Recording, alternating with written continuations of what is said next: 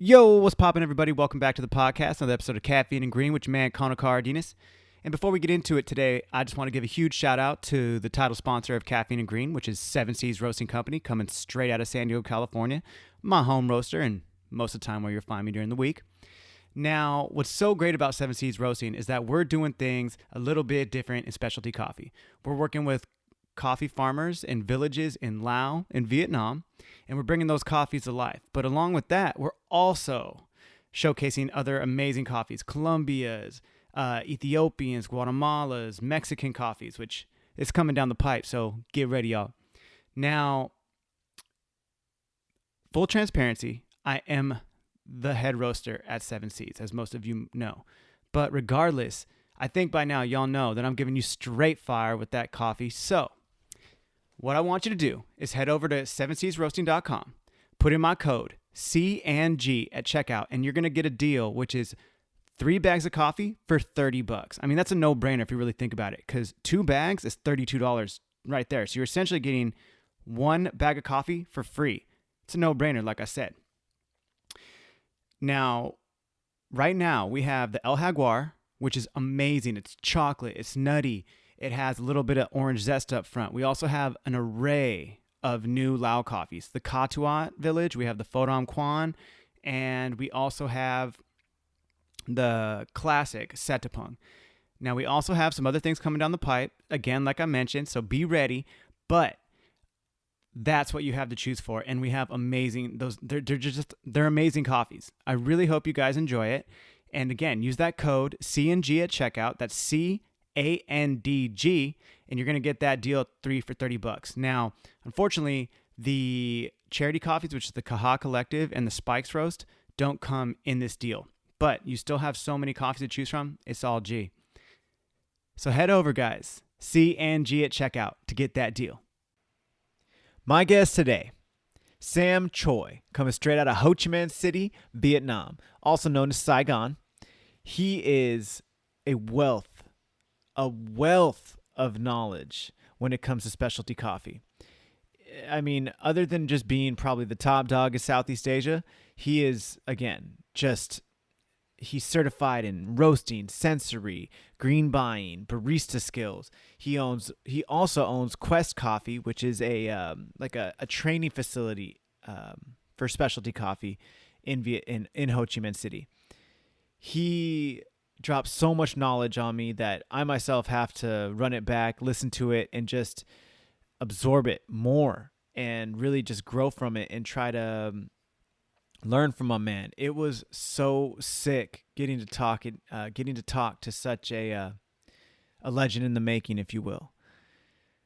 I there's nothing even more I can say. You just have to listen to it. For all my coffee people out there, please enjoy this and look him up. Sam is so awesome, and I look forward to growing and getting to, maybe one day meeting him at Origin and definitely working with him some more in the future. So without further ado, Sam Choi, this your time to shine, homie. Let's go. Caffeine and Green. It's your boy Connor. What's good? Good. Caffeine and Green. And we are live. Sam Choi, welcome to Caffeine and Green, sir. Glad to be here. Cheers. Hell yeah. What do they say in Ho Chi Minh City or Saigon when you say cheers? Yo. Yo? Yo. But you got to be a little bit careful about that. They go like Mot Hai Ba Yo. It's like 1, 2, 3 cheers, basically. But when they do the yo, you got to it's like bottoms up. So unless you're ready to, down the thing, then you don't want to be doing the yo. Okay. Have you heard like hip hop slang in the United States? Like yo. Yeah, I have. Yeah. Dude, I honestly text so many people on the daily, yo, and then I'll start the rest of it. Do you ever have those crossovers between the languages that you're like, oh, I guess that could be so many different things. Yeah, actually often. Really? Yeah, like all the time, man. So, do you speak multiple different languages? I'm fluent in English, Of course. and then I speak a bunch of other languages. I wouldn't say fluently, but yeah. Enough to get you by. Yes. So you speak Korean as well. Yes, I do. Yeah. Fluent? Not quite fluent. Okay. 감사합니다. 감사합니다. Yeah. 정말요. Dude, I love that. That was my like go-to. People were always, when I was in Seoul, they were always like, they'd like, yeah, give me this look, like I'm like 감사, and they'd be like, what the fuck? Dude, that was sick. So, but you live in before the podcast started, we were here, we were talking about so you live in Hochiminh City, but also the people who lived there or grew up there essentially called it Saigon, or still call it Saigon. Yes. So Saigon is the old name. So a lot of the people, especially the Saigonese, the locals, Okay. will still call it Saigon. Hochiminh City was named after the war. So a lot of the locals will still often use the name Saigon. Okay. Now, before we get into like how you got there and everything, what language did they speak in Saigon? They speak Vietnamese. Vietnamese. Yeah. So you speak Vietnamese as well? No. No. I haven't been there long enough still. I think that this excuse is going to run out very soon, but I can still say that I haven't been there long, so I don't speak the language yet. But yeah, I think my time's about up for that excuse soon. I mean, do you have like, can you like order food and like just the basics to get around, or is it still like a foreign language? Just like a very bare minimum. Okay. I don't think that I could survive there if I had to only speak Vietnamese. Okay. I would definitely starve. So what languages do you get by living there? Well, English is something that you can use, Okay. and then of course body language. Oh, body. Okay. That goes far. Pointing and things like that. Yeah. That's very interesting because like you would definitely get that a lot here, but I don't know. I would just think like being over in that area, there's such a mishmash of languages. Kind of like in San Diego, there's a lot of Spanish and like in English, and they just cross over. So and like they intermingle a lot. So it's like you get a lot of Spanglish along it. Like, yeah. You also still get a lot of depending on what area of San Diego you're in, you get a lot of like just pointing if people don't know anything. We have did you meet? I don't think you met him. Ryan, one of our baristas. He's actually our event coordinator for Seven Seas. He knows absolutely zero Spanish. Zero. All right. Like I was like, "Hola, muchas gracias," and he was like, "Yeah." I was like, "Bro, it says like." Hello, thank you, like, or something. He's, yeah, okay, hola. Yeah. But either way, so you were born in Korea. We were talking about this at the cafe. You were born in Korea. That's right. You left when you were 6? Yes, I did. And then where did you go after that? So after that, our family moved to Singapore for about a year and a half, 2 years. Then went to India. So I spent most of my childhood in a boarding school in India. Whoa! From what year to what year? Generally speaking, from about second grade to 12th when I graduated. Yeah. Wow! That you were in one boarding school for that long? In the middle of that, we were in the U.S. for about a year and a half, but yeah, so pretty much. Yeah. Damn. Now, we were talking about this also. Shout out to Siri Simran. She had told me that she was in a boarding school, or not a boarding school, but a school in India. And I kind of was like telling you about that, but you were all like, no, it's like not the type of school that she was going to. But, what was that like going like in India? I mean, did you speak... Is it Hindu? Hindi. Hindi. Yeah, sorry. yeah. Do you speak Hindi? I can understand. It's been a long time. Speaking, again, English is fairly widely used in India, so you can get by. I did have to take Hindi in school, so I do understand somewhat. Just haven't had an opportunity to speak it, so I can't speak that much. Yeah, if you don't use it, you lose it. Yeah. Damn, man. India, and then where did you go after India? India, then I went to college here in the U.S., in the Midwest, Indiana. So did, I guess... University of Indiana? No. It was a small liberal arts college. Okay. Yeah. Dude, and then what city was that? Upland, Indiana. Upland, Indiana. So those of you who are listening that know where Upland, Indiana, yeah, that's where it was. Shout out Upland. I got some mad listeners in Indiana. Shout out Indiana all day. And so you went to college there, and then is that when the coffee career kind of started, or? No, actually, from there I went to China. I lived in China for about a year and a half. I decided to learn Mandarin. Back then it was like 2006. So I thought that it would be useful to learn some Mandarin. So went there, studied Mandarin for about a year and a half there. Then met my wife, who's Thai. So we're both studying Chinese. Sick. And then I moved to Thailand, and that's where I started coffee in Thailand, in northern Thailand. Wow, dude, you are seriously a world traveler. You've been in like every major continent and the islands. That's sick. So northern Thailand is where the coffee career started. What year was that? That was what? I can't do the math, but about 8 years now. 8 years ago. 8 years. Yeah. What would be in 2019? So like 2008? About 2000. Wait, that'd be 11 years or so. 2010. Okay. And there. What sparked coffee for you?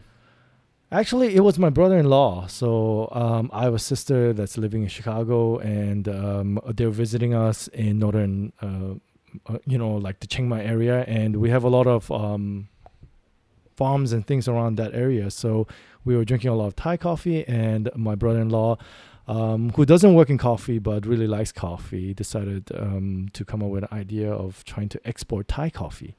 So he might have been joking, I don't know, but I was like, all right, let's look into this. Yeah. So I actually started into coffee by working at the farm level, trying to work with farmers, trying to figure out what the quality of the coffee is and whether we could export this. So anyway, ended up exporting some amounts of coffee to Korea and Japan, but because of large import tax in Thailand, like 90% import tax, the cost of green coffee within Thailand is quite inflated. So when you are selling, you're buying and selling within Thailand, it's still a very reasonable price. But once you start to export it, now you need to compete with the global price. Mm-hmm. So at that point in time, it was really hard to match the price with the quality that generally the farmers were growing there. So started at the farm, trying to work with the farmers, trying to help the farmers, and trying to export green coffee. And then I quickly moved downstream. Wow. When downstream, what do you mean by that? Downstream, like to roasting, and then to cafe and barista, brewing, all of that stuff. Yeah. So you started in roasting before being a barista? Yeah. So that's awesome. Yeah. So this is kind of like something that's might be different to a lot of people, but because I grew, I got into coffee in a region that does grow coffee. So I started at the farm level. Then basically worked into roasting because a lot of the samples that I started to receive then from farmers were like over roasted. So it was very difficult for me to actually be able to taste the quality of coffee. So the flavor notes? Okay. Yeah. So like it was just really, really dark, like burnt coffee. So you can't really figure out the quality of coffee from something that just tastes like charcoal, right? So then learned to roast, and then so that I could actually roast the green coffee samples myself, and then to get to know about the flavor. And of course, like, after you roast, you got to brew the thing, right? Yeah. So then I figured out that brewing is very important, and then had the opportunity to manage a cafe and to work in a cafe. So yeah, I worked down that way, and very quickly realized how every single part of the coffee chain is so important to that final cup of coffee. Oh yeah, completely agree. And I want to also, on that point, I feel like we might have talked about this in the cafe when just a couple hours ago, but I did the same thing. Dude, I completely skipped over being a barista, and I started roasting first. But I mean, not being at Origin, but when I got into coffee, I started washing dishes, and then all I wanted to do was roast, because my whole thing was I want to be the guy who's going to give you that amazing coffee to taste in that cup. You're like, damn, that's a good cup of coffee. But now working at Seven Seas, I've had the opportunity where like I can hop on bar, or I'll run a bar shift, and dude, I am not gonna lie, I love it. I think it's so fun to hop on the espresso machine. It's like pull shots and dial shit in and like really figure it out, you know? Absolutely. But how long did you roast before you made that jump into like being barista? It was actually quite quick. I got into coffee, and I moved into specialty coffee really quick. Okay. And this was like 7-8 years ago, right? So like specialty coffee was just starting to develop there. Okay. So it was easy to get into a lot of different parts of the specialty coffee without having to spend a lot of time in there. You know, because there was a need there, right? So if you know how to roast coffee, then you can find a work, or you can actually there's a need. So maybe you can't find roasted coffee that you like, so you got to roast your own coffee, and then maybe people are not brewing coffee to the standard that you would like, so you got to do it yourself. So there it was not so much because I wanted to do all of these things, but there was a big void for that, and it was easy for me to kind of step in and then to actually start to do all of these different things within the coffee industry. That's really rad. And this all was in northern Thailand. Yeah. Is there still a void? Thailand has advanced really, really far. So in terms of the context of Southeast Asia, it's one of the more advanced markets for specialty coffee. Really? Yeah, there are other areas that are still developing, like Vietnam, Myanmar, Cambodia. These are examples of areas that have still a lot of room for growth. But Thailand is quite developed. Same as Malaysia, Singapore, also quite developed in the specialty coffee. Interesting. Now, you don't really see a lot of Thai coffee, like specialty grade Thai coffee here. Now, I know you did say, but when you start exporting, it's quite inflated, and you have to compete with the C market price, essentially. Now, for people who don't know coffee or C market price, it's the coffee market, if you will, like the price of what you're selling the green coffee at. So, what I don't know what Thai coffee tastes like, but what is like what's the terroir that you would say is like what's in the coffee that makes it complex? What flavors are you working with? So like a lot of coffee in Thailand. Well, of course now because of like specialty coffee processing, you will have a lot of different methods that are used, like honeys or like naturals and stuff. But in a traditional sense, a lot of coffee was fully washed coffees, and they were using similar varieties that you could find in like Central America. Okay. So a lot of the fully washed coffees from that region, we'll call it as like wash milds. They'll have like more mild flavor, so maybe a brighter acidity, not so fruity, not so like vibrant, and upfront with flavors, but very clean. So that's kind of the coffees that you would have been getting from Thailand, and you still get a lot of those coffees. So not very complex and not very fruity. Do you mean it's more like chocolatey, maybe nutty? Yeah. So like upfront, like if you do a lighter roast, then you'll be getting more like citrus acids, like malic, like citric acid type. Yes, taste. like very bright, like maybe green apples, lemon, lime, orange grapefruit. zest, That kind of flavors. And then if you do a little bit like a darker roast, then more like the chocolatey nutties will start to come out. Yeah. So you're missing a lot of like, let's say, dry fruits or like berries, those kind of flavors like florals that you can maybe get jasmine, like in more like natural processed coffees. But now there are farms that are doing like specialty coffee processing. So they're doing like honeys, very interesting honey processes and naturals and so forth. So you're getting a much wider flavor profiles of coffees that you can get from Thailand. But probably the biggest factor that you're not seeing Thai coffee outside is that the production of Arabica coffee within Thailand is very limited. So in essence, the Thai people consume more coffee than they grow. So of course, then the need for the export is not as big as, let's say, in another origin where you're producing a lot more coffee than your country can actually consume, right? Yeah. So first, there is no real need to export coffee, and then the second is that because they have such a high import tax on coffee, the price is quite inflated, right? So Yeah. if you're making any kind of good like specialty coffee, then you already have an internal market for it, and usually the local market is willing to pay more for those high quality Thai coffees than, let's say, elsewhere. Yeah. That's interesting. That's really cool. I mean, I think that's, I mean, in regards to Lao, where is Thailand in regards to Lao? So Laos is basically in between Vietnam and Thailand, Oh, so it's in, and okay. then Cambodia will be on the south side of Laos. So Laos is basically landlocked. It is Laos. Because I've been told it's Lao, and then and then there's Laos. So the country, well, at least in English, it's Laos is a country. Lao is the adjective or the people. They also say Laotian, right? But they also use Lao as an adjective or like the person. Interesting. Okay. Thank you for letting me know that, because I don't want to, definitely don't want to sound like a dumbass.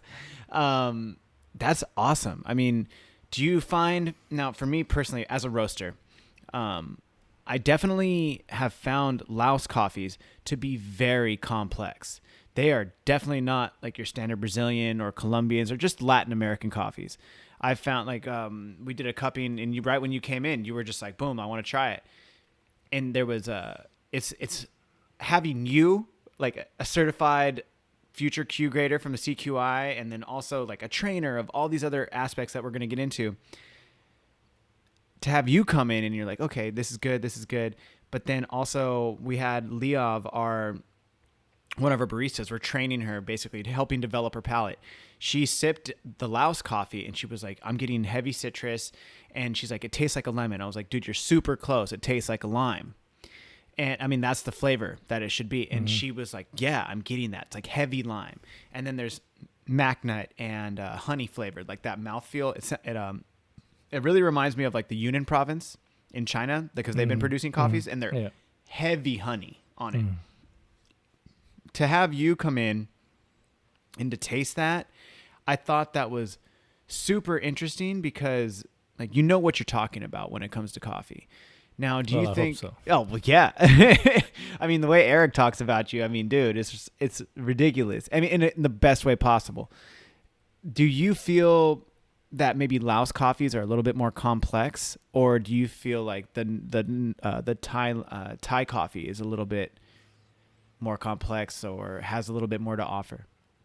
And it's neither is a bad or a good thing. It's just like a lot of the coffee in Laos is grown on a plateau. So they have like, the landscape is pretty like flat, but they're at like 1,200 meters above sea levels. I don't know what that is in feet. No, that's totally fine. But Thailand, most of the coffees are grown on like hillsides, like steeper mountain hillsides, right? Yeah. So depending on the region, of course, the amount of shade cover that you have from other trees, and how much of like a plantation style, that means that you cultivate only coffee. It kind of differs, but generally speaking, I would say that still like the actual varieties that are grown in Thailand and Laos are similar at the base level, right? Okay. But I think probably the biggest difference is that you're getting more Laos coffee outside of Southeast Asia. Okay. In So what way? that means that you have more opportunities to taste Lao coffee than Thai coffee, especially like if you see. So like Laos exports a lot of coffee. Their price is fairly competitive. So if buyers do find something that they like, they are very much willing to buy Lao coffee. Seven Seas would be an example of that, where you guys are actually working with farmers in Laos and being able to buy and sell coffee, here. So, but Thailand, it's a little bit more complicated, right? So I would say that it's not that Lao coffee is more complex. I think there's more opportunity for Lao coffee to come out. Therefore, what you're experiencing here might seem that way. But if you do look in Thailand, then you will find probably a very similar profile of coffees. Really? Yeah. Okay. That's awesome. That gives me a lot of that stokes me out, because for me personally, I mean, what I know about Laos is that, it was only just 3 years ago started being recognized by the International, I think Coffee Association or some acronym. I forgot what it was, but they've only just recently been being recognized as a specialty grade coffee exporter, or coffee area, if you will, region, origin. For such a country to be so new to the game and having these coffees, and there's not, in like the James Hoffman book, World Atlas of Coffee, they have all the regions and they have everything kind of there. Laos isn't even in there. And then you see any other coffee books that I've come across, there's nothing about Laos in there. So for me as a roaster, it was taking a road less traveled and trying to figure out how to roast them. And I mean, you have all these varieties. You have the Katui, you have the Catamore, you have an Arabica Typica, I have a Robusta right now that we're going to be using. So there's all these even different varieties, and I've had to really, I think in a way, find my voice through roasting at Seven Seas, and because I'm dealing with not only so many different varieties of beans, but at the same time using beans that nobody's, like, at least again, not that I know of, has like documented or has extensive knowledge of, to help develop that in the way that Latin America coffees are like, oh yeah, you're going to get chocolate, you're going to get nut, you're going to get this, get that. Do you find that you were doing the same thing in like Vietnam or in Thailand? I work a lot in specialty coffee. I don't only work in specialty coffee, but especially in terms of research and in terms of development, and especially my personal interest is in the specialty coffee area. And what I've learned is that specialty coffee is so diverse. I think before there were like general practices, general varieties of coffees that are been grown in certain regions of the world, and you could in a way just put them in a box that says Brazil coffee tastes like this, so forth, right? Ethiopian coffee tastes like this, right? But with the development of specialty coffee at the origin side, right? So now all of that is kind of out the window. So you can get a Brazilian coffee that is just floral, just fruity berries, just like a fruit bomb, right? Which is kind of outside everyone's box of Brazil, right? Yeah. So that is definitely something that can happen anywhere around the world, that is being creative with the varieties that they're growing as well as the processing methods that they're using, right? So I've actually learned not to put different origins or different coffees into a box. I've tasted a Catimor that tastes like what a lot of people might think, that is a little bit more bitter, more earthy tones, heavier body, but is lacking that florals and fruities. I've tasted Catimors that have been that have not overly floral, but hints of florals, really nice notes of like dried fruit and then berries. I have tasted those. So in my experience of tasting different specially processed coffee, I've learned to kind of keep an open mind. So as in terms of myself as a roaster, I would always approach a coffee by cupping it first. That's Ooh. the first thing that I do. Okay. So, and Okay. this is the advice that I give all my students. I'm like, so like when they start to talk to me about, oh, how should I roast this coffee? Like what profile should I use? I first ask them, did you cup it?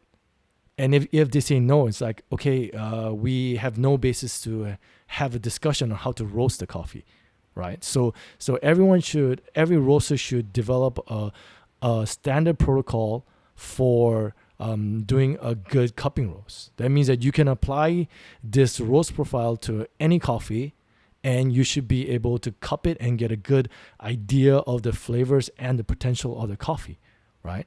And that's where you start. So if you get an Ethiopian wash coffees and it just doesn't happen to be your typical, doesn't have the florals, the very bright acidity, and you're looking for that when you're roasting, you're going to be looking forever. Yep. Because you're trying to find something that doesn't exist, right? Okay. But maybe it's got completely different profile than you accept, and you're completely ignoring that. And you're just trying to say, okay, what does a typical Ethiopian wash coffee taste like? And I should get that in my roast profile, right? But the thing is that you are not really understanding what the coffee is saying, what's its story. What is the potential? What is the flavor that it has to provide? Not about you as a roaster that you're gonna make out of it, right? So the way that I believe that specialty coffee roasting should be approached is not about creating something, but it's about bringing out the characteristics of the coffee. Because when you look at the coffee, like the farmers, everyone who's involved in producing the green coffee, and if they're doing it with a real focus and just wanting to try something new, experimenting in a way, taking a lot of risks, and wanting to develop something special. That's why it's a specialty coffee, something special, right? Then we as roasters should also be trying to bring out those characteristics of the coffee, rather than saying, okay, we're going to make this coffee into whatever we think it should be. Yeah. No, I think that's great. I mean, that goes back to the terroir of like what is in there. For me, dealing with the Laos coffees, there's so many flavors that they would send me what they think it should taste like because they cupped it or whatever, and then I'll sample roast it, and I'll do multiple sample roasts. I go from too high, too short, too low, green, and I try to do it at every stage of the way. And sometimes it might take a little long, but it gets the job done. And I like what you're saying about where's the basis and not trying to make it something that it's not. Because for me personally, when I learned how to roast, when I apprenticed under Steve Rail and this guy Jason Bush for 2.5 years, at the end of the day, dude, does it taste good? Does it taste good in the cup? If it doesn't taste good, that's you can have your science, you can have these things, but at the end of the day, like, oh, you had TDS on this and whatever on this. It's like, but does it taste good? Is it like, are you getting those flavors? Like, it might be complex and it might be different and it might not be what you're normally used to, but is it good? And if you're like, yo, this tastes like honey and this tastes like jasmine and a little bit of lime or whatever, but you're like, you know what? It tastes pretty good. Then maybe that's what it's supposed to taste like. Yeah. In my opinion. But I've also had really random. I had it was a Guatemala Gold. I forgot the region, but when I got the flavor profile, Eric had told me, he's like, it tastes like blueberry muffins. And then I roasted it, and I was trying to roast it to that. And I wasn't getting no blueberry muffin, but then I under roasted it, like developed it almost like a blonde. Like I think I might have dropped it midway through first crack. Yeah. I cupped it and it was green. It was not like a dark black brown coffee. It was green. And I tasted it and I was like, yo, that actually tastes like blueberry muffin. Actually, it's pretty good. So I was like, yo, this is like a super light roast.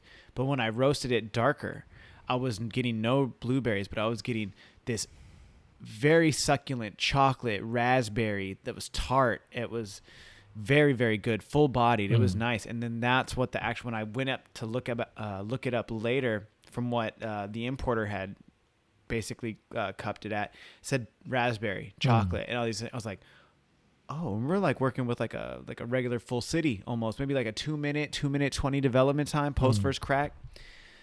So I was that right there for me was a huge eye-opening experience. And then that gave me a lot of, I guess, how should I say? It gave me a lot of motivation to take on these unknowns, and especially even going into Robustas. And then I don't know, I've never roasted a honey processed, so I don't know exactly what that might taste like. I mean, I'm sure eventually I will, but roasting Robustas has been my new endeavor, and it's interesting. Compared to like Arabica Typica, when you take an Arabica, I feel like you can always get that nostalgic coffee taste. Like, it tastes like coffee, and the flavors might not be there, but you'll get that flavor. And then with the Robusta, I mean, man, I over roasted it how I always did, and I went to cup it, and it tasted like straight licorice and whiskey, and it wasn't even like crazy. It was like a 2 minute, maybe 2 minute, 20-second development time post first crack. And then after post first crack, I did like a minute 20, and then completely two different coffees. I'm talking like custard cherry on a minute 20, and then you take it to 2 minutes, and it goes straight whiskey licorice, and it was like undeniable. I'm cupping it at like 7 a.m, and I'm like spitting it out like, oh my god, this tastes like whiskey. Like, I don't want to drink whiskey at 7 a.m. You know what I'm saying? Yeah. But the one thing that I wanted to get into too is that, as a roaster, you're a barista, you've managed cafes. What started your path into becoming a certified trainer? And it's through the SCA now, right? Yeah, so when I got into training, it was SCAE. So SCA is the Specialty Coffee Association. But before, there was two. There was a SCAA, Specialty Coffee Association of America, and SCAE, Specialty Coffee Association of Europe. So back then, SCAE was much more active in Asia. Actually, I took classes because I wanted to learn more about coffee. And actually, the first class that I took was a green coffee class because I was working with farmers, and I could visually see that there was something wrong with the coffee, like the green coffee. Defects? Like, I don't know about defects back then. I just new to coffee, right? But I could visually see that there was some quality problems with it, but I just had no idea what it was, right? So I was like, I don't know anything. If I don't know much, then how can I, work with the farmers? How can I even help them, right? Yeah. So actually, that's why I looked up classes and I started to study, is because I wanted to know what I was doing. Sick. and I was like, okay, if I don't know what I'm doing, I'm gonna learn how to do it. And then maybe I'll be useful to someone, So that's kind of the first class that I took was an SCAE green coffee and a sensory class, right? Wow. Because that's what I was working on then, right? So then later on, of course, I took roasting and then brewing and barista. So I basically went through all the classes because as you start working in different parts of the coffee industry, you realize that every other part also matters, because as you mentioned, I totally agree with you. At the end of the day, it is whether that cup of coffee is yummy or not. Yep. That's what it is. And it's not only about the green coffee. It's not only about roasting. It's not only about the barista. Like, it's all of those things all together that brings about a good cup of coffee. So that's why I kind of took all of the classes for SCAE.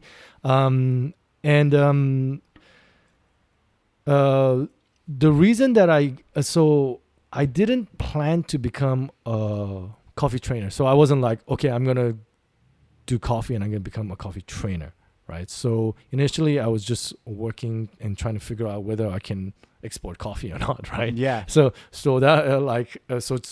training wasn't really in the picture at that moment. But like, what happened was when I started to take these classes, I realized that there was as I mentioned, a big void and a big need in the specialty coffee, for the development of specialty coffee. So even though I didn't know much, I found out that I knew a little bit more than someone else. Yeah, the average person. Yeah. So then what I could do was I could, in essence, pass it on. That means teaching, right? Yep. So to me, like teaching and training is about passing your experience, your knowledge to somebody else, right? So Of course. so maybe I wasn't an expert at the time. I didn't know everything about coffee. I still don't know everything about coffee. I think I know some, but I think that I still have a lot to learn. But at least what I know, if someone else doesn't know it, then at least I can share that with them. I can share my experiences and also my knowledge that I have kind of learned and gathered throughout the years, right? Yep. So I kind of moved into doing training quite quickly, right? So definitely at first I was like, back then the barista class was very, very popular. So I was doing a lot of that, and I was getting students that were baristas for like 10 years. And I was like, okay, I just started managing a cafe, and I have some experience behind the bar, but not 10 years, Yeah. And then so like the first classes, I was like, what do I even have that I can even, teach these students, Mhm. like I was like, I'm gonna be there standing in front of the class, and I'm gonna have nothing to share with them or nothing to actually give them a value, right? But what I found out is that when I started to share about what I know and to teach, in terms of experience, definitely they had a lot more experience, but they were working in specific sectors in the industry. And especially coffee, the whole approach to coffee, the whole the standards and the way you make coffee was different, and it was new. And especially the theory and the knowledge, a lot of what they were learning was based on experience, like a lot of trial and error and things Yep. that have just been passed down. Like my boss used to do it that way, so now I do it. Why do you do it? I have no idea. This is just the way we do. That kind of concept, right? But being able to stand in front of class and give them theoretical and also a scientific background to what they were doing, and basically giving them the whys of what they were doing. So what they were doing, they're already doing, and probably making good coffee too. Right? Yeah. But they didn't know why they were doing it, right? So it's just kind of like having them understand, even like, oh yeah, I've been doing that for years, and I finally realize why I'm doing it, right? Yep. Just doing that kind of helped me to see that, yeah, maybe I don't have the experience as my students do at the point in time, but I do definitely have something of value that they can gain, and they can walk out of the class saying that, oh, I learned something, right? Yep. Yeah. Dude, that's awesome. So are you a certified trainer and at all levels, like green bean, roasting, barista, all of it? So now SEAE and SEA they've merged. So Yep. I think it's been about 2-3 years now. It's just the SCA now. Yeah, so now it's the SEA. So they have 5 modules or subjects that you say. So yes, I'm a certified trainer for all 5 modules: as green coffee, sensory, roasting, brewing, and barista. Damn. So you can, with brewing specifically, can you do like Chemex, AeroPress, pour over, siphon, all of that? Like you can knock out a good cup of coffee on all those brew methods? Not all the time, but yes. But actually, like, even though those, like everything that you mentioned are different brew methods per se, but the way that a lot of them function is exactly the same. So the theory and the principle of how to brew a good Chemex versus like a V60 are very similar, because they're both a pour over gravity drip coffee, right? So there are some differences, like the filter paper and so forth, but 100%. But again, just because you can make a great V60 doesn't mean that you can just jump on another one and just make a great Chemex, right? Because there's a little bit of differences. There's so many factors that go into making a good like manual brew coffee. Mm-hmm. That it's easier to mess it up than yeah. get like the really nice cup of coffee. Yep.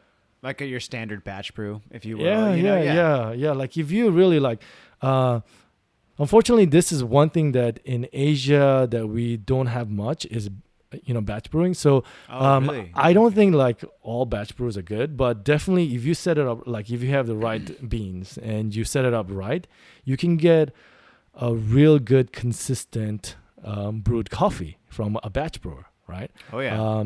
Where else, like humans are quite bad at being very consistent. We have a good day, then we're making like amazing coffee. We just have like a slump day, or you're a little bit sick or whatever, and then you're a little bit off, right? Yeah. The batch brewer, as long as you maintain the thing and you know how to operate it, it's gonna do the same thing day after day after day, right? Yep. So maybe you cannot get the amazing, fantastic coffee as you would in a manual hand brewed coffee, but you can definitely get a more consistent brew. That's for sure. Oh yeah. I mean, I definitely have to agree with that, and that's one thing that I'm always preaching to our staff at Seven Seas. Anybody who does a pour over, especially anybody who's new to coffee or has been, in coffee for less than a year, if you're making a pour over and you know our standards of making it, save a little bit for yourself.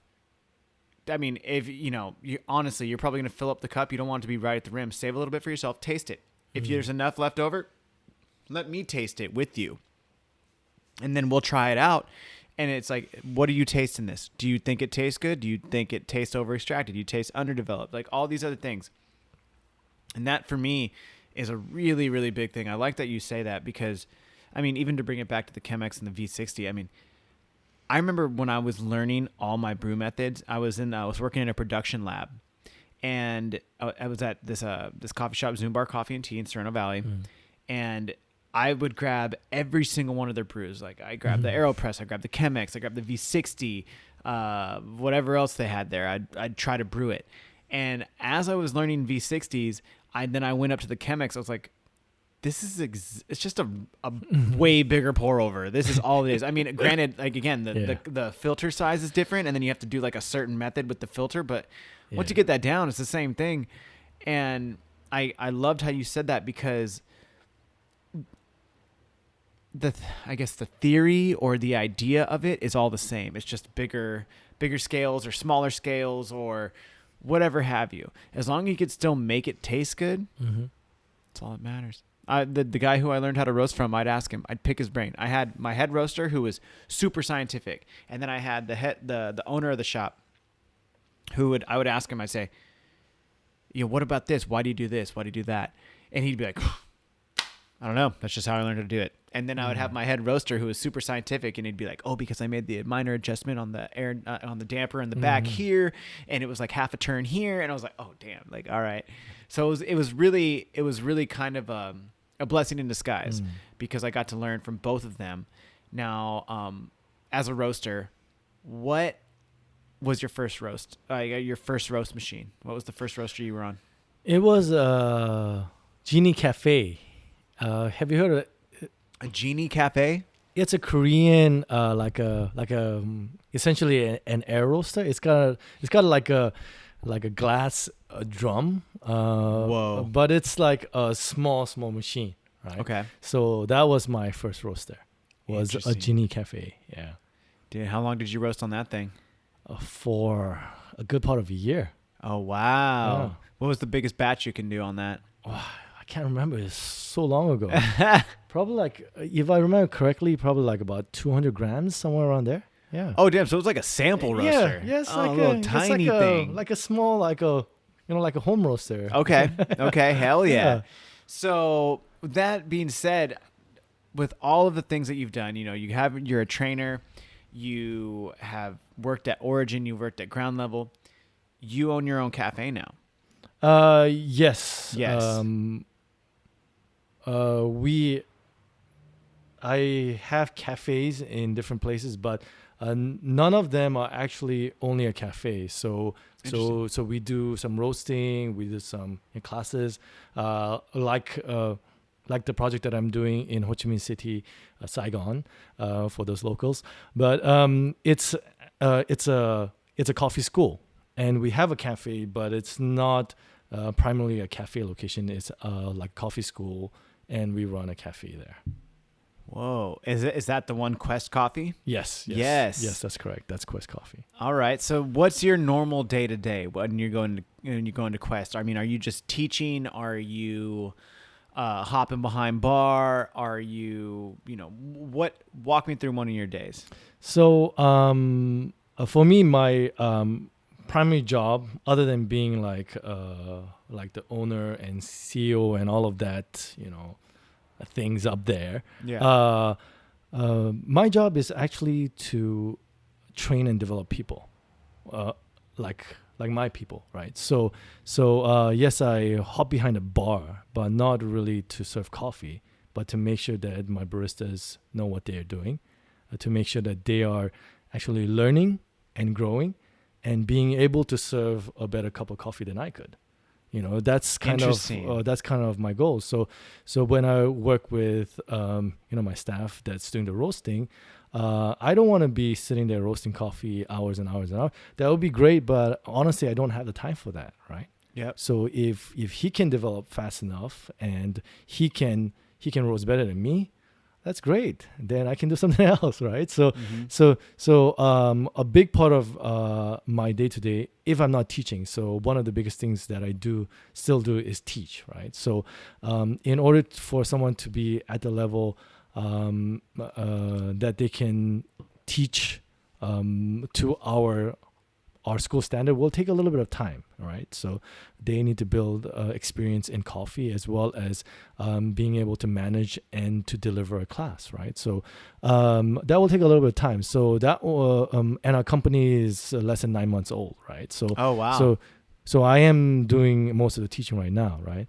But other than that, I'm spending time with people, my staff, to make sure that they're growing, they're developing, so that if they need to, they can teach in the future. They can roast coffee. They can, pull great espresso. They can brew the coffee, right? I don't have like a very standard work, except for when I'm teaching. Then I have class from like 9:30 to 5:30. But other than that, I'm in and I do whatever I need to do. Development work is definitely something that I do all the time. We are a very new company, so there's a lot of things that we still need to work on. So that's always on the back of my mind, or like definitely something that I am working on nonstop. But when I'm on location at Quest, then majority of the time, if I'm not teaching, then I'm spending time with my staff. That's awesome. That's super awesome. I love that you're taking time to develop people and making sure that they can do it. Now, with that being said, do you consider yourself not necessarily an innovator, but more of a steward of coffee? Yeah. I'd say that's more my attitude towards it. Yeah. Hell yeah. Because I actually, my friend Turk, he said to me once, he said, the reason that I decided, he's like a famous tattoo artist, essentially.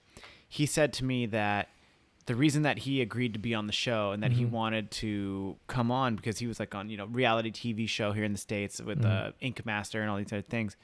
He was like, I look at you and he's like, you're a steward just like I am. He's like, I didn't invent tattooing. You didn't invent coffee. But what you're doing right now is that you're working with what you have, you're elevating it, and then you're going to pass it on to the next person. Absolutely. And that's exactly what it sounds like you're doing right there. And I love that, especially with how much you're doing. You're here now. You're in San Diego. You've essentially done exactly what you were talking about. You taught Eric. Eric said he got certified through you for like barista, roasting, and like maybe green coffee. I don't remember what he said. All of the things that he got certified through you from. Yeah, that sounds about right. But dude, you taught him, and he has 2 cafes now, and then he hired me, and now you're sitting in my house right now. And this is sick. Now, how did you and Eric meet? When Eric was spending some time in Thailand, I had a small lab, as in terms of like school slash roastery slash cafe up in Chiang Mai. That's where I'm based. And I was running some class, and he came and joined one of my classes. Sick. And so at that point in time, he was looking into opening up a cafe roastery in Thailand and wanted to learn more about roasting. So he came and joined my SCA roasting. Was it still SCAE that time? I don't remember, but basically he joined my class, and we got to talking, and yeah, Dude, that's so that's sick. how it happened. And you've just kind of like nurtured that like that friendship for quite some time, or do you just hit him up whenever you're coming to the States, or? Actually, he's been to Southeast Asia much more than I've been on this side. So, Oh, yeah. yeah, I've met him a few times in Thailand. I met him in Vietnam. Yeah, so Damn. definitely we make it a point to kind of make sure that we meet up and share and see what's going on. So yeah, so that's why I'm here. It's for me this time. It's a very very a lot of things happening at this time for me. So this trip to the U.S. was really short, but to me, stopping by, and seeing Eric here and seeing what he's doing here was not an option. It's something that I had to do. Dude, Yeah. that's so sick. Fuck yeah. That makes me so hyped, dude, because I feel kind of, I mean, I haven't been to Southeast Asia too many times, Mm-hmm. but I definitely, when I think of Seven Seas, I think like the long game. I think what we're doing right now is something special, and Eric himself is someone special who can honestly, I think his vision and what he has to offer is really pushing the envelope, especially in a saturated market where everybody can run. What you said, you could put certain coffees in a box, be like, that's going to be your standard. That's what it is. But Eric himself saw the potential in these Laos coffees and these Vietnamese coffees and things like that, and is really pushing, I think, I should say, like specialty coffee in San Diego. He's pushing specialty coffee in San Diego to the forefront. He's really one of those trailblazers, and everybody behind him, myself, our staff, everybody's stoked. And I think we're part of the new evolution of coffee shops in San Diego, especially, and I mean, not even just in the coffees that we're offering. I feel like it's how we're make the cafe look. I mean, do you in Hochiminh City, do you see specialty coffee shops looking more, I don't want to say cookie cutter, but like, are they like white wall, granite countertop kind of thing? Or is it like people are starting to make an evolution into like adding more art and more of their own spin onto cafes? I think when specialty coffee starts, they have this like a Starbucks feel. Starbucks was one of the pioneers of the second wave, where they really started to push the cafe part, like the experience part of coffee. Yeah. Right. So definitely the look and feel, all that kind of stuff. So there's an element where that this kind of specialty coffee visual, and the look and feel of the cafe is there. Definitely, like Ho Chi Minh is kind of evolving really, really fast in coffee, extremely fast. So if you go there, like now, as opposed to like a year ago, there's a lot of things that have changed. There's a lot more cafes that are coming up, and as you said, now people putting their own spin on it. Sick. And then being more creative with what they're doing, but they're still falling very much into the look and feel of what a typical specialty coffee would be. So they're not really branching out so much into that, but it is a new market. It will take a little bit more time for them to.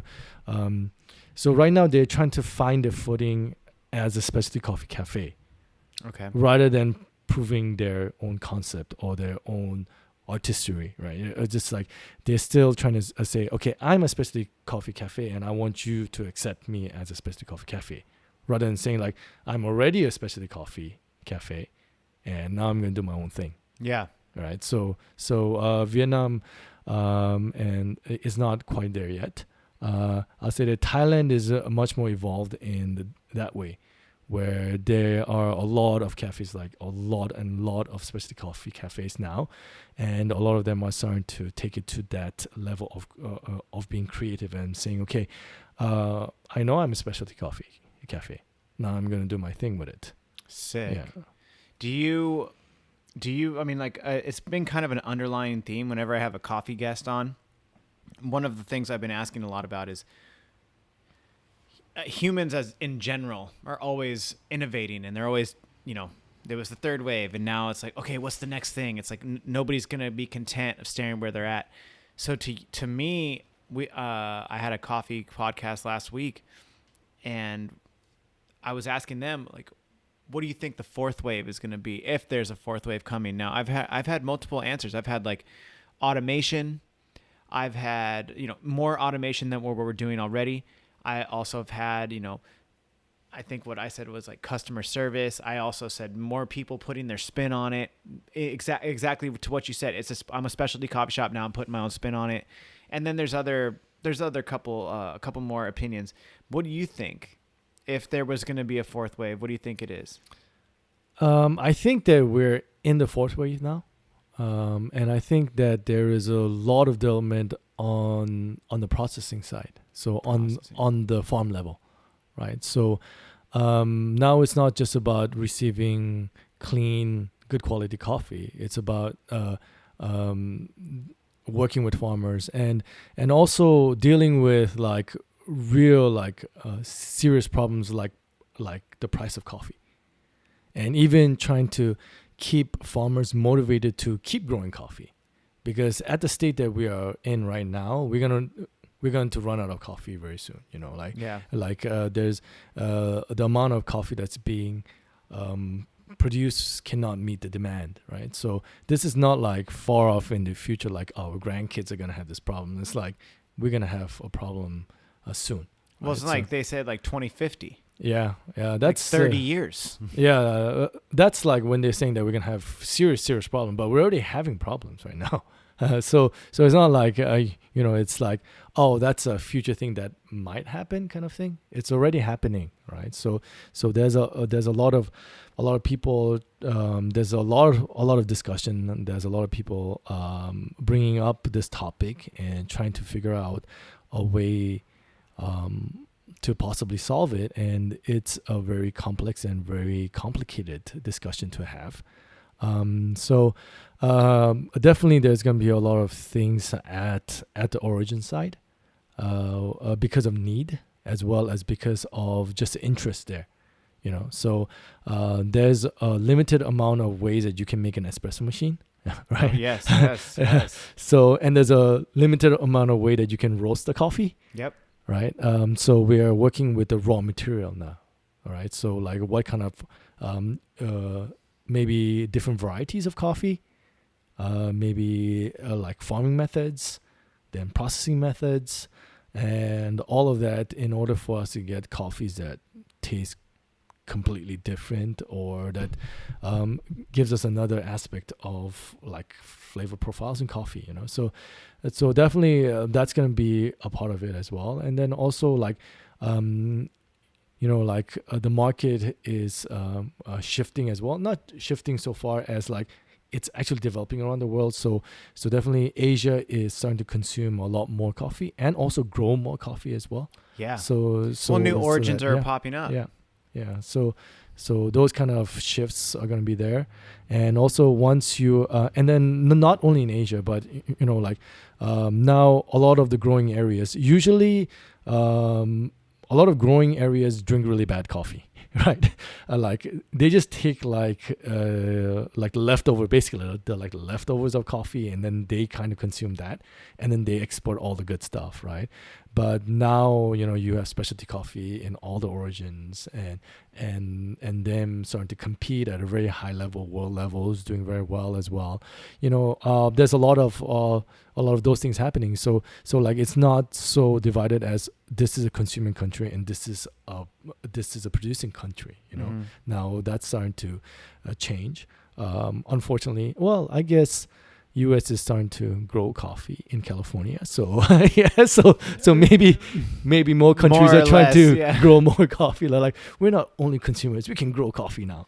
But I mean, it's not even like you can't just grow coffee. I mean, like you Yeah. can, but it's not gonna be as good as at origin or when it in like that ring of fire that they call it, like Yes. where like there's Hawaii, there's Panama, you have Guatemala, Central America, any Latin American country. They're closer to the equator, so it's like The tropics, the tropics, and then also at the same time, you like to your point, there's new emerging origins that people maybe might have overlooked in the past, like Mexico for sure. Mexico is definitely stepping up their game. There's also a lot of also to your point, processing methods, fermentation, what people are doing, and they're applying new methods. But one thing I definitely wanted to ask you about too was like Robustas. I did read an article relatively recently. It was in like within the last 2 years, and they were talking about the Arabica typicas being done, going extinct as a coffee plant by 2050. So 31 years from now. With that being said, Robustas are being looked at as climate resistant. They can grow in hotter climates. They can do other things. So do you think that maybe the demand will shift and people's tastes will start to shift a little bit with it? Or do you think it's like no hope essentially?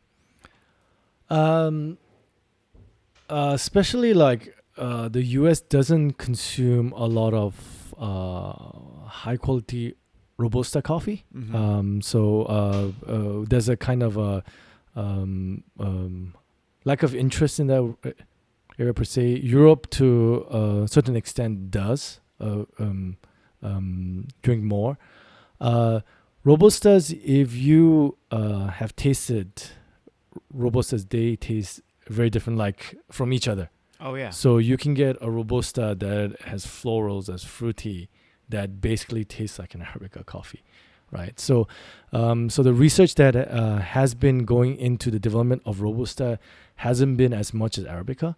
So that is still a very ongoing thing, and that still needs a lot of work.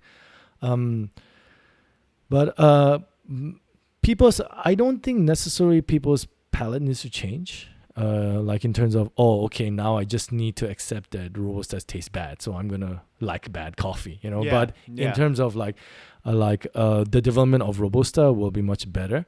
I think it also was driven by demand, right? So when people were only buying Robusta for cheap, and that was the main reason that they were buying it, there's no reason for the farmers to develop good tasting Robustas. They just figure out the fastest way and the easiest way to do it, right?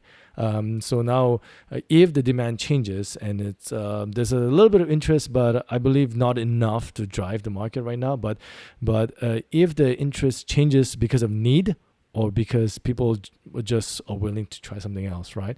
Then there'll be more incentive for programs for developing higher quality Robusta to find the varieties that are actually producing amazing tasting, not just cheaper, not just stronger, but also tasting really good, right? So I think that Robustas will play a much bigger role in this in the coffee market and the specialty coffee market as well.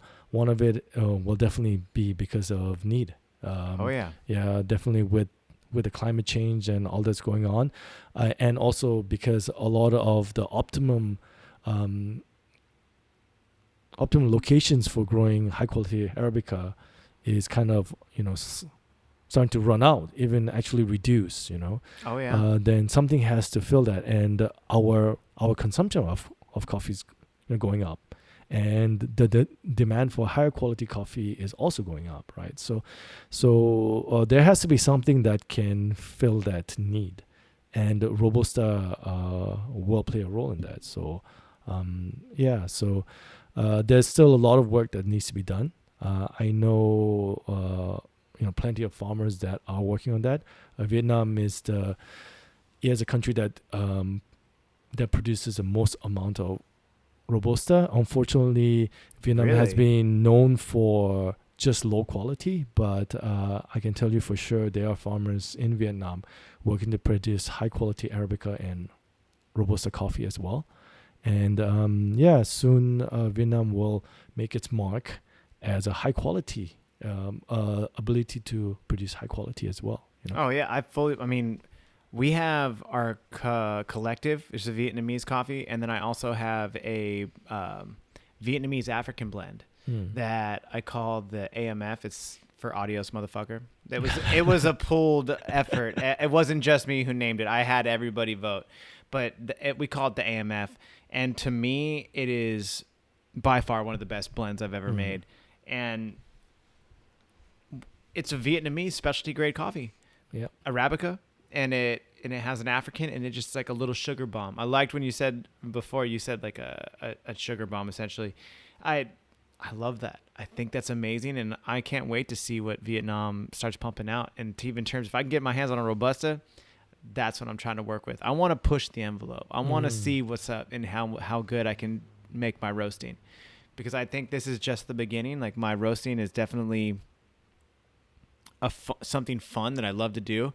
But like we were talking about earlier, it's like hopping on bar and being a barista for a couple shifts, or steamy milk and doing these things and crushing a rush and whatever. I think it's all invigorating, and I think it's amazing. And then to be able to pass on to other people to develop palates and get tastes and really be like, hey, what do you get out of this? What do you taste? And like, those things they're what get me going. I think it's fucking sick. But dude, I mean, I know you got to get out of here, and it's already 6:30. It's getting close to 7. We've already done over an hour. Oh, dude. Well, I'm having fun, man. This is awesome, dude. Well, I will let's just end it here. That way you can get a hop on the road. Right. But Sam, thank you so much for coming through. This is definitely a podcast that I don't listen to a lot of my podcasts. I just finish them, edit them, pump them out. This is one I'm going to have to listen to, because you dropped some serious knowledge for me. I'm nowhere near where you're at. I'm approaching, I think 5 years, 4 years, 5 years. I don't know, somewhere around there in coffee. And, you drop so much knowledge, man. And you truly are an inspiration. I really appreciate you taking time out of your busy schedule. And I know you're you're heading back up to LA right now. No problem, man. It's just thanks a lot for having me here. This is my first podcast. Yes. So I'm so glad that I can do that here with you. So thanks for inviting me here. Dude, hell yes. Tell the people where they can find you. Instagram, maybe your website, whatever. Where can they find you? Quest, I guess the easiest is Quest Coffee. .com? .com. No, Quest. I don't even know my own website. Quest Coffee. Quest Coffee. Coffee, yeah. Quest.coffee. Yeah. Okay. And what about your Instagram? Quest Coffee Asia has one too. That's my company. My personal one is Sam Choi 82. That kind of gave away my age, but yeah. It's all good. Yeah. Perfect. So I definitely need to be more active on social media. Running a company keeps me quite busy. But I can be found in those platforms, Facebook as well. Look up Sam Choi. I'm sure that's not so many Sam Choi's in the coffee industry, so perfect. You can find me too. Yep. All right, people. You know where to find him. Sam, thank you for coming by, and fuck, man, safe travels back. It's a pleasure. All right, brother. Peace.